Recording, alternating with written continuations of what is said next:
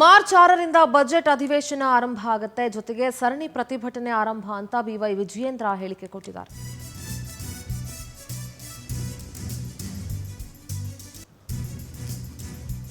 ಕಾಂಗ್ರೆಸ್ ಪ್ರಣಾಳಿಕೆಯಲ್ಲಿ ಹೇಳಿದಂತೆ ಸರ್ಕಾರ ಎಲ್ಲೂ ನಡ್ಕೊಂಡಿಲ್ಲ. ಶಿಕ್ಷಕರು, ಅಂಗನವಾಡಿ ಮತ್ತು ಆಶಾ ಕಾರ್ಯಕರ್ತರ ಪ್ರೊಟೆಸ್ಟ್ ಇದೆ.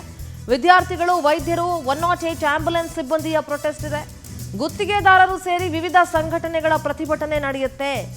ರಾಜ್ಯ ಸರ್ಕಾರದ ವಿರುದ್ಧ ಸದನದಲ್ಲಿ ಬಿಜೆಪಿ ಹೋರಾಟ ಮಾಡುತ್ತೆ ಅಂತ ಬಿವೈ ವಿಜಯೇಂದ್ರ ಹೇಳಿದ್ದಾರೆ.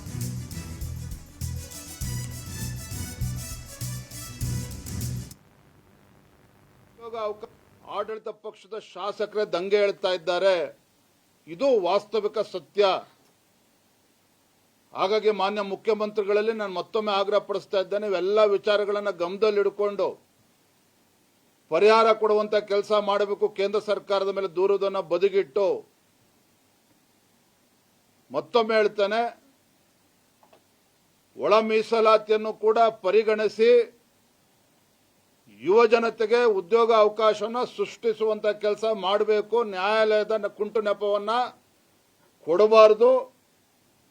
ತೊಟ್ಲನ್ನು ತೂಕೊಂಡು ಮಗುಗೆ ಚೂಟುವಂತ ಕೆಲಸವನ್ನ ಕೈ ಬಿಡಬೇಕು ಅಂತೇಳಿ ಮಾನ್ಯ ಮುಖ್ಯಮಂತ್ರಿಗಳನ್ನ ಆಗ್ರಹ ಪಡಿಸ್ತಾ ಇದ್ದೇನೆ. ಇಲ್ಲ ಅಂತ ಹೇಳಿದ್ರೆ ಭಾರತೀಯ ಜನತಾ ಪಾರ್ಟಿ ಒಂದು ಉಗ್ರ ಹೋರಾಟಕ್ಕೂ ಕೂಡ ನಾವು ಇಳಿಬೇಕಾಗ್ತದೆ, ಅನಿವಾರ್ಯ ಆಗ್ತದೆ ಅನ್ನೋ ಎಚ್ಚರಿಕೆ.